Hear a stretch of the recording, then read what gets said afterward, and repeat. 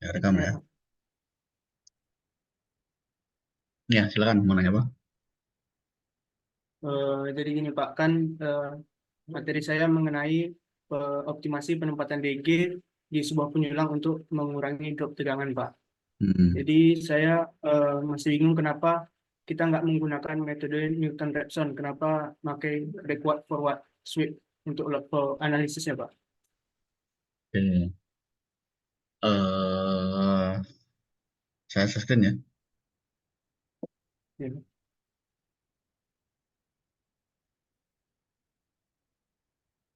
Tak,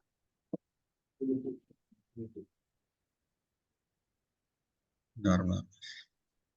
Saya punya slide tentang itu juga. Hmm. Kuliah.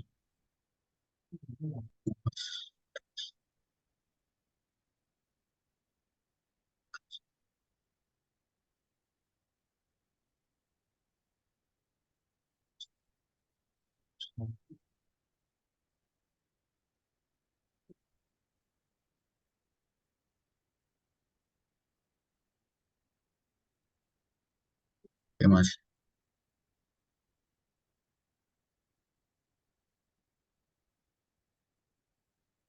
Nah, bisa dilihat.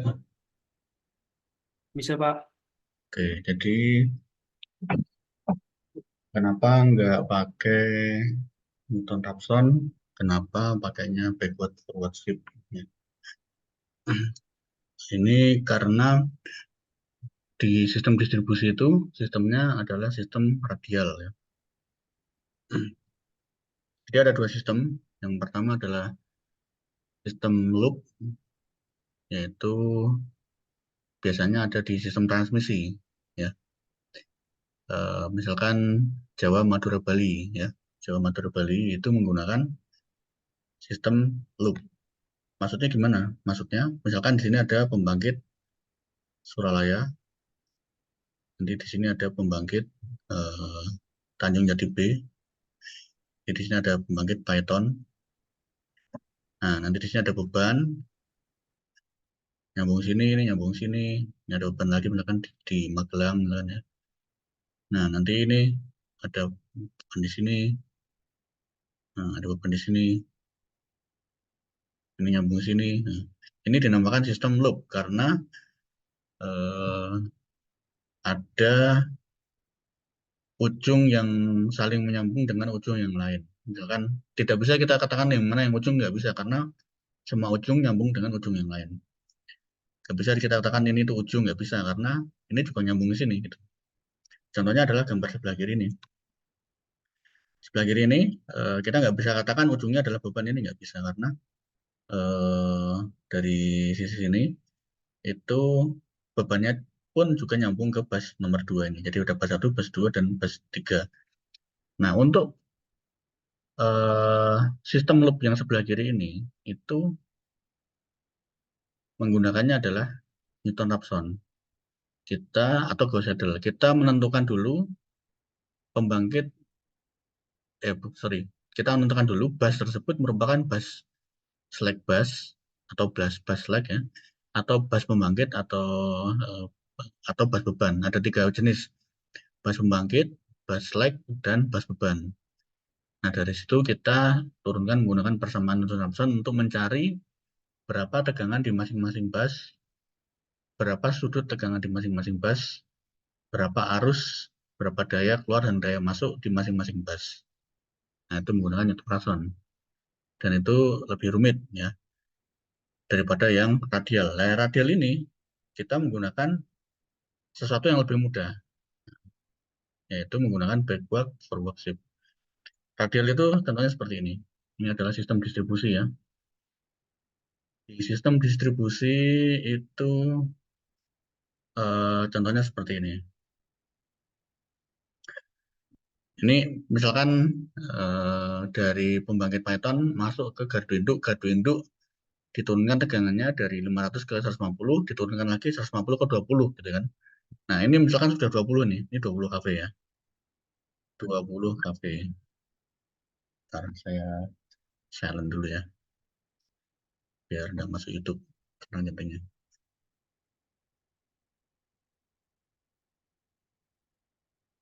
Saya dulu.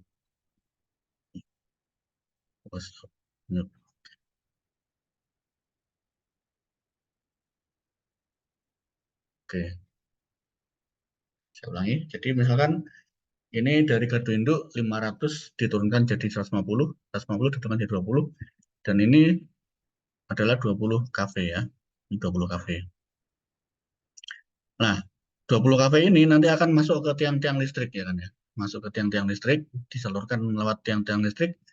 Nanti di tiang listrik tertentu nanti akan diturunkan tegangannya jadi 380, ya kan? Nah, misalkan ini ada tiang listrik, tiang listrik, tiang listrik, tiang listrik gitu ya. Tapi tanpa trafo ya. Nanti di sini tiang listrik yang ada trafonya, trafo gitu. Nah, nanti nyambung ke rumah-rumah. Misalkan ada 20 rumah di trafo tersebut. Nah, habis itu nyambung lagi tiang listrik, tiang listrik, tiang listrik. Ya, habis itu nanti rumah yang lain, rumah yang lain. Nah, ujungnya ini tidak akan nyambung dengan rumah yang ini karena sudah saling berjauhan gitu. Nah, ini dinamakan dengan sistem distribusi. Nah, sistem distribusi ini lebih mudah menghitungnya. Kenapa? Karena arahnya jelas. Arahnya dari sistem distribusi ini adalah jelas. Kenapa jelas? Karena arahnya sudah pasti dari sini ke sini, ya kan? Dari sini ke sini, dari sini ke sini sudah pasti. Dari sini nggak mungkin ke sana, nggak mungkin, karena nggak ada pembangkit di sini kan, nggak mungkin. Sudah jelas dari sini ke sini, sini ke sini, sini ke sini, dan sini ke sini. Tidak mungkin arahnya itu berbalik ke bus nomor satu, nggak mungkin. Sementara radial belum tentu. Kita coba lihat ya, radial ya. Nah, ini kalau kalau dalam kasus seperti ini sudah pasti ini ke sini, sudah pasti sini gini. Nah, nah yang ini kan belum tentu ke sana, belum tentu juga ke sana, ya kan kita nggak tahu, kita nggak tahu. Nah, makanya tidak bisa menggunakan backward forward shift. Menggunakannya adalah Newton-Raphson dan Gauss-Seidel.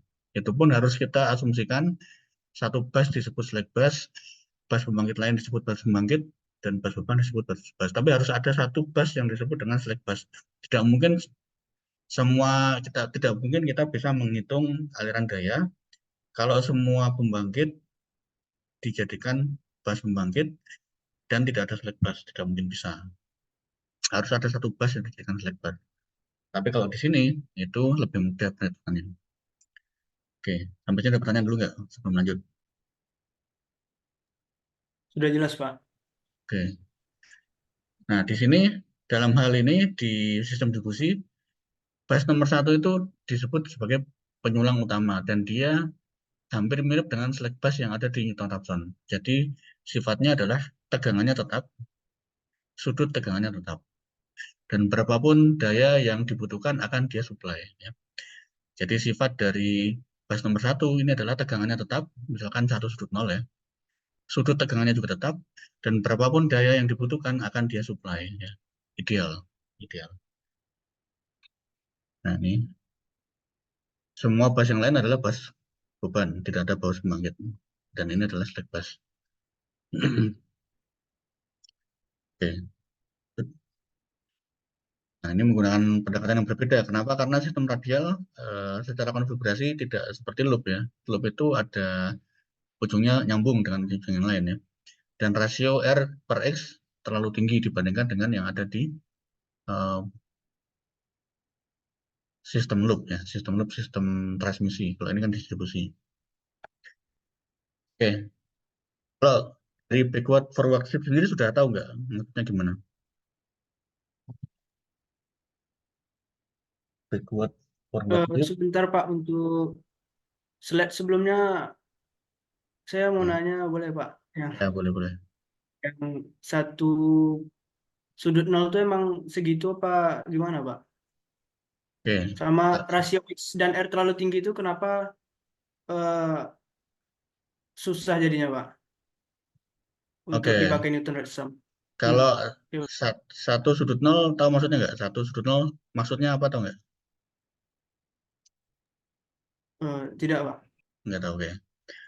Jadi menghitung dalam menghitung saluran transmisi maupun distribusi, kanan dan kiri ya dua-duanya ya, radial maupun loop ya, Newton-Raphson maupun backward shift, semuanya pasti menggunakan sistem per unit. Tidak mungkin dia menghitung langsung nominal, ya tidak mungkin. Jadi untuk memudahkan perhitungan dan untuk mensimpelkan perhitungan, yang dinamakan dengan sistem per unit adalah seperti ini. Ya, saya misalnya di sini punya 1 sudut 0 ya. Berarti ini tegangannya adalah 1 per unit dan sudutnya adalah 0 derajat. Nah, dalam sistem distribusi, base-nya adalah 20 kV. P base adalah 20 kV. Sehingga 1 per unit itu setara dengan 20 kV. Rumusnya adalah V real sama dengan V per unit dikalikan dengan V base. Ya, gitu. Jadi kalau di sini tulisannya 1 sudut 0 per unit, berarti berapa realnya? Berarti realnya adalah 1 dikalikan dengan 20 kV. Gitu, sama dengan 20 kV. Nah, pertanyaan saya, di bus 18, kira-kira tegangannya lebih tinggi atau lebih rendah daripada tegangan nomor 1? Di bus ujung, yang paling ujung. Lebih tinggi atau lebih rendah? Eh, lebih lebih rendah, Pak. Kenapa lebih rendah? Karena semakin ujung eh, tegangan semakin apa, Pak? Oke, Kurang. oke. Ya, benar ya. Jadi di ujung nanti tegangannya adalah akan rendah karena eh, di setiap saluran-saluran ini akan nanti ada turun tegangan ya. Turun tegangan nanti di sini turun misalkan 0,99, di sini 0,998, ini 0,987, nanti turun di sini misalkan di sini ujungnya adalah 0,95. Sudutnya misalkan 0,5. Nah, nah, berapa tegangan di ujung sini? Nah, tegangannya adalah berarti tegangan realnya ya kan, tegangan realnya kan dalam kafe ya. Berarti tegangan realnya adalah 0,95 V per unitnya ya, sudut 0,5 dikalikan dengan 20 kV. Berapa ini Mas? 19,5 mungkin ya, 19,5, 19,5, 8, atau 19?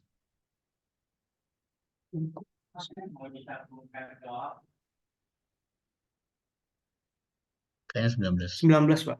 19, Pak. Ya, jadi ujung di sini adalah 19 kV. Realnya itu benar di ujung sana itu 19 kV. Tapi untuk mempermudah perhitungan kita menggunakan sistem per unit. Nah, untuk memudahkan. Karena tinggal kita lihat di sini misalkan 0,9. Oh, berarti turun 10% gitu.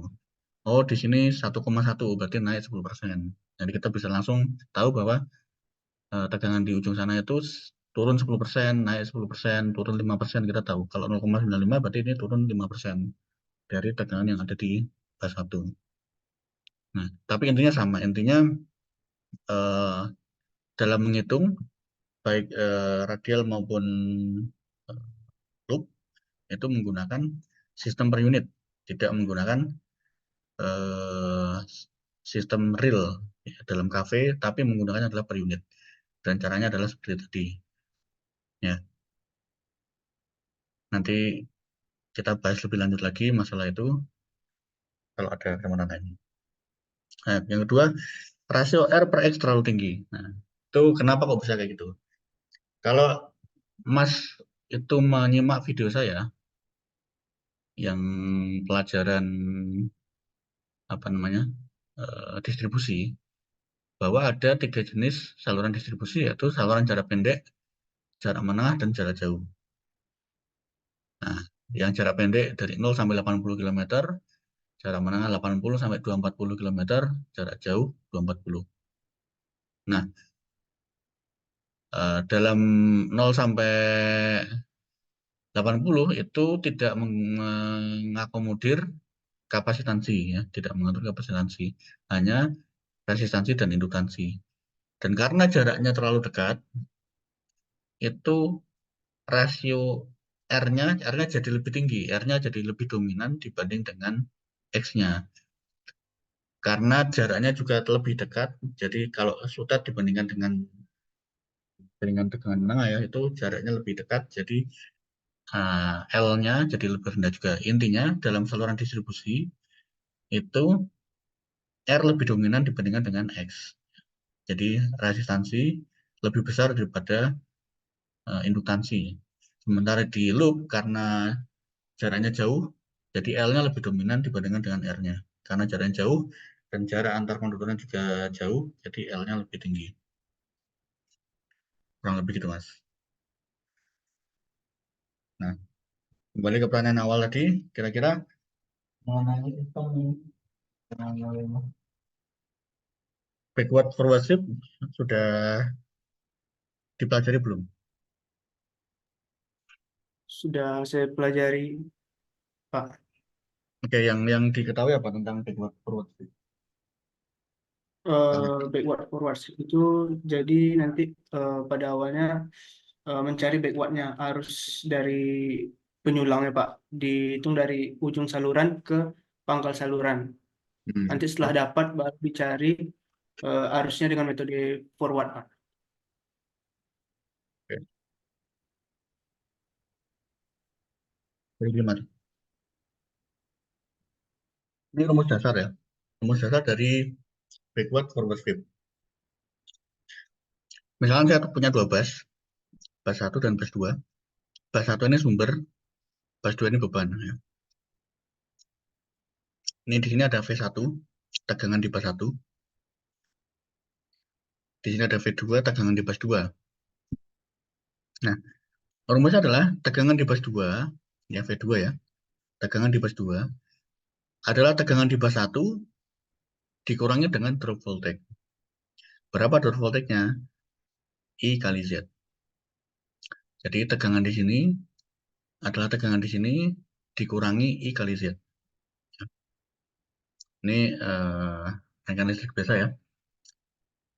Gampang, misalkan di sini ada 5 volt, di sini ada arus 1 ampere, ada resistor 1 ohm.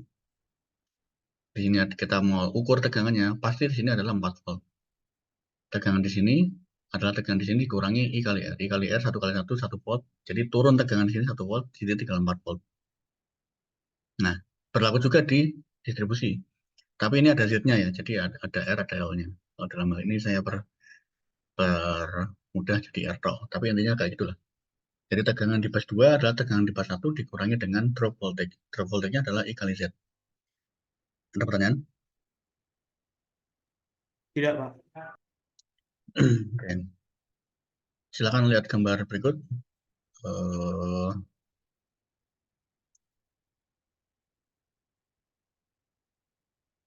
Di sini ada tegangan 1,1 PU per unit ya. Kemudian di sini ada Z yang dalam artian adalah ada R, ada L-nya ya. Ini adalah R-nya 0,2, L-nya, XL-nya adalah 0,1 J. Kemudian di sini ada beban. Nah, ada beban ya. Arus bebannya adalah 0,1 per unit ampere tapi per unit ya. Kemudian di sini ada beban kedua ya. Beban kedua. Oh, kayaknya salah deh. Oke, bentar ya. Ini ada beban kedua, bus 3 yaitu 0,15 sudut 0. Ini bebannya. Dan di sini dari sini ada R dan XL. Nah, 0,3 dan J 0,1. Kemudian di sini ada beban ketiga, bus 4 ya. Ini beban 1, beban 2, beban 3. Ini pembangkit. Ini bukan pembangkit, ini penyulang. Di sini ada R dan L sebesar ini, Z23. Dan ini bebannya adalah 0,2 sudut 0 per unit. Pertanyaannya adalah kita diminta untuk menghitung berapa tegangan di bus 2, berapa tegangan di bus 3, dan berapa tegangan di bus 4. Tegangan di bus 1 udah ketahuan, 1,1. Berarti kalau 20 kV, kira-kira 22, kalau 20 kV Vbase-nya, berarti kira-kira adalah 22 kV di sini ya. Ya kan? Karena 1,1. Dalam base 20 kV berarti 22 kV. Oke. Disuruh menghitung berapa V2, V3, dan V4. gambar ini dulu. Kira-kira paham nggak maksudnya? Paham Pak dari gambar. Sudah jelas Pak. Dari mana datangnya ini? Berarti 0,2 C0 dapatnya dari mana?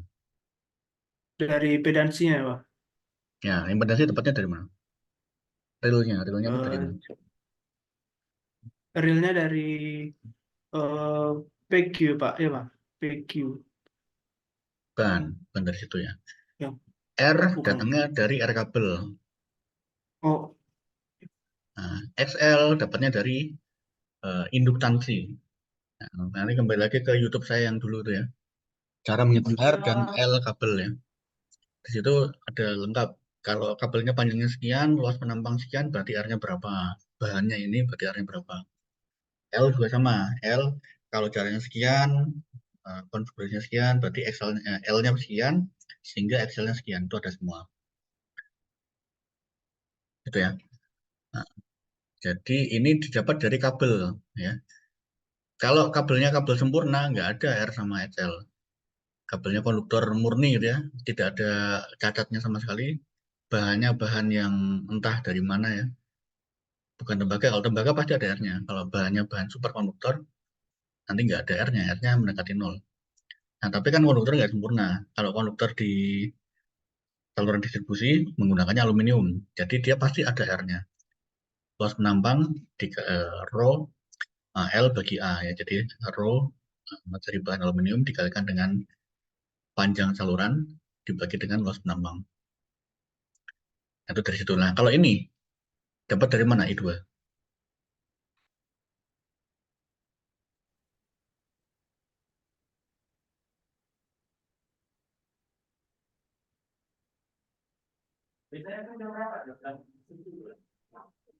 I2 0,1 sudut 0. Dapatnya dari mana?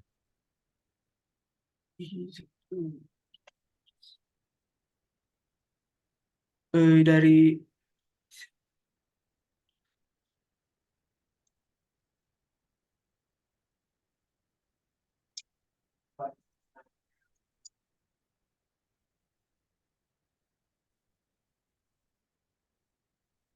I2 dapatnya dari beban, Mas.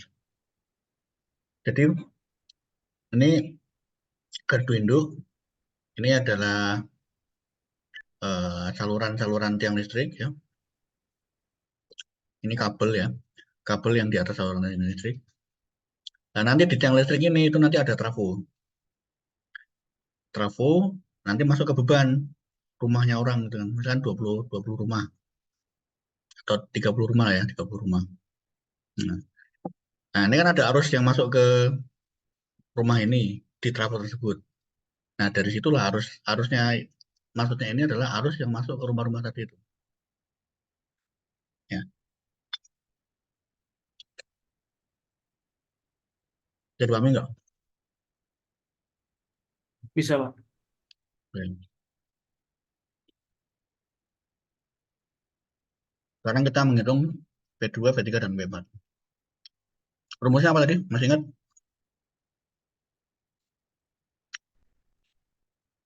Tegangan sisi terima. V Tegangan sisi terima adalah tegangan sisi kirim dikurangi. dikurang ya, V kurang Z, V awal kurang Z Pak. Salah. Tegangan sisi terima adalah tegangan sisi dikirim dikurangi I kali Z. Ya, ada lagi. Tegangan sisi terima adalah tegangan sisi kirim dikurangi I kali Z. Oke, pertanyaan saya. Apa tegangan di V2 kalau kayak gini? Tegangan di V2 adalah tegangan di V1 dikurangi.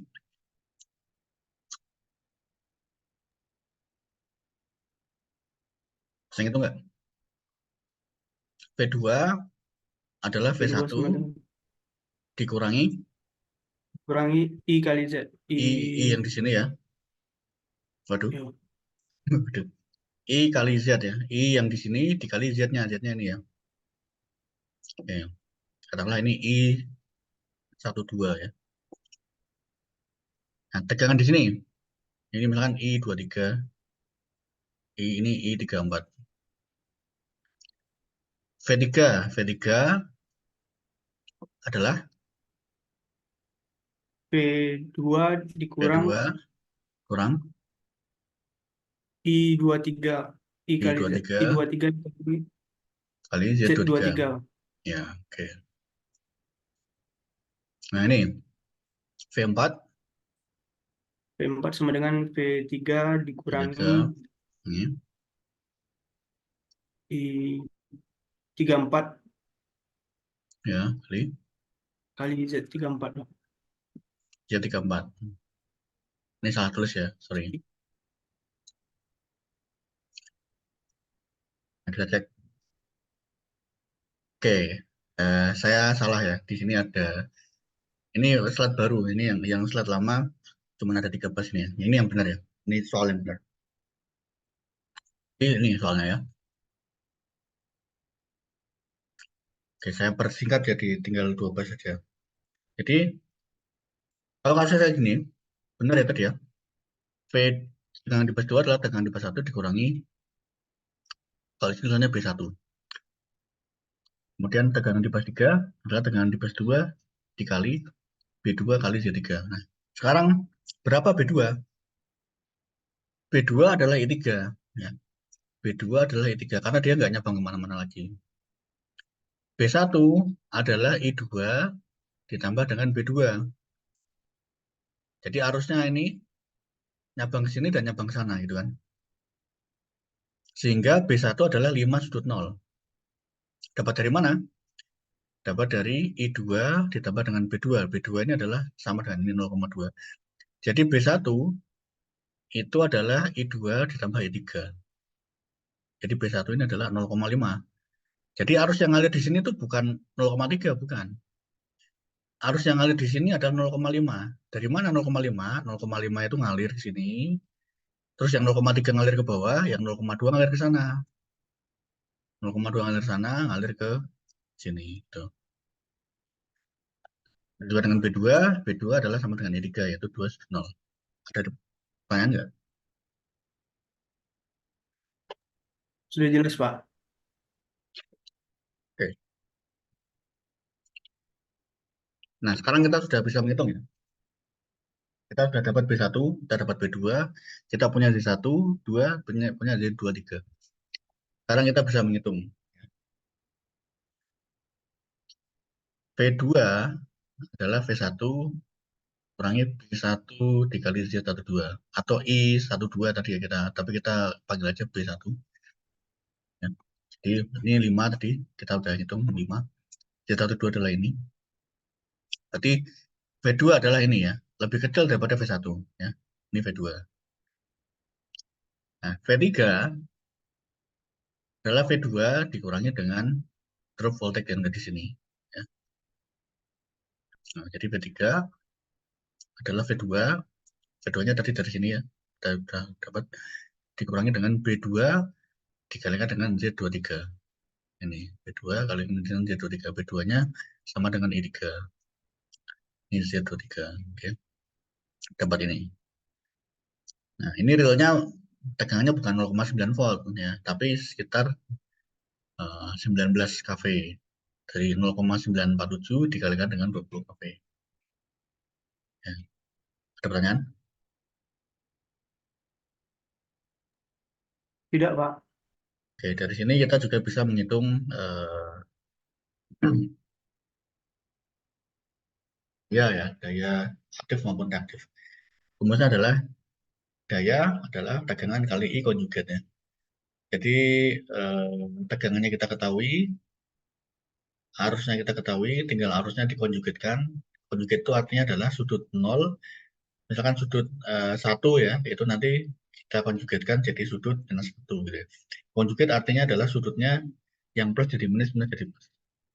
Nah, dari situ kita bisa mendapatkan nilai P dan Q. Ya, ya jadi rumusnya cuma itu saja. Rumusnya cuma dua. Yang pertama adalah tegangan di sisi terima adalah tegangan di sisi kirim dikurangi drop voltage. Rumus kedua adalah ini. Daya adalah tegangan dikali arus konjugat. Kita bisa dapat P2, Q2, P3, dan Q3. Tidak perlu seperti di Newton-Raphson. Nah, kita turunkan dV per eh, dP per dV itu nggak perlu ya. Kita bisa langsung ngitung di backward forward sweep. Nah, ada pertanyaan nggak? Nah, itu konsep dasarnya ya. Realnya itu yang kita ketahui bukan arus. Dalam hal ini kita ketahui arus ya. Ini arus ya. Realnya kita nggak tahu arusnya. Yang kita ketahui adalah dayanya ya. Nah, apabila arus diketahui, mudah menghitung aliran daya radial. Tapi realnya yang kita ketahui bukan arus. Tadi kan kita ketahui arus. Ini 0,2. Ini tadi 0,3 apa 2 ya? 0,3 ya. Sudut 0 kan tadi kan harusnya. Ini 0,2 sudut 0. Tapi realnya itu yang kita ketahui eh, bukan arus. Tapi yang kita ketahui adalah daya ya. Kita nggak tahu arusnya. Yang kita tahu adalah daya. Ya. Nah, dayanya ini. Nah, sekarang kita disuruh menghitung V2 dan V3 sama kayak tadi. Tapi kita disuruh menghitung V2 dan V3 menggunakan yang diketahui adalah daya P2, Q2, P3, dan Q3. Nah, kira-kira gimana caranya? Rumusnya sama, ya. Tegangan di V2 adalah tegangan di V1 dikurangi dengan drop voltage. Tegangan di V3 adalah tegangan di V2 dikurangi dengan drop voltage. Nah, sehingga kita untuk menghitung ini kita butuh arus kan? Kita butuh arus ya. Drop voltage kan arus kali Z, ya kan? Oke. V2 adalah V1 dikurangi dengan I kali Z. Nah, kita butuh arus. V1 kita ketahui. V1 kita ketahui. Z juga kita ketahui. Yang nggak kita ketahui apa? Ini I, kita Pak. tahu kan? Nah, kita nggak tahu ini kan? Kita nggak tahu ini. Iya, I. Nah, sekarang kita cari I. Nah, jangan, sorry, arus di sini, yang turun sini adalah daya di sini, kita tahu daya ya, dibagi dengan tegangan di sini konjugat. Nah, sekarang tegangan di sini kita tahu nggak? Tahu, Pak, uh, dari Nggak tahu ya. V1. Yang kita tahu V1, V2 kita nggak tahu. Jadi kita nyari nyari I2, kita butuh V2, nyari V2, kita butuh juga I2, kan bolak-balik, ya kan? Kan bolak-balik ya. Bisa dipahami nggak? Wah, kita mau nyari tegangannya. Tegangan di sini adalah tegangan di sana dikurangi dengan drop voltage I kali Z. Wah, kita nggak tahu I. Oke, kita cari I. I ternyata S bagi V. Lah, V-nya nggak tahu. V di base 2 kita nggak tahu. Kita nyari lagi. Oh, kita kalau nyari V, berarti V dikurangi I kali Z. I-nya nggak tahu. Jadi bolak-balik gitu. Sehingga kalau yang diketahui adalah P2 dan Q2, P3 dan Q3, dan tidak diketahui arusnya, tidak bisa menggunakan perhitungan matematika biasa. Harus menggunakan metode backward forward shift ini ya, backward forward shift itulah yang dinamakan dengan iterasi, 6 step iterasi. Jadi backward forward shift ini adalah metode untuk menghitung berapa tegangan di bus 2, berapa tegangan di bus 3 apabila yang diketahui adalah daya. Karena kita tidak bisa langsung menghitung. Mau menghitung arus harus tahu tegangan, mau menghitung tegangan harus tahu arus. Sehingga kita perlu metode backward forward shift. Oke, sampai sini dulu. Nanti kita ini udah mau habis ini hidupnya. Ya, nanti dibuka lagi ya. Kita tunggu ya. Baik, Pak. Oke.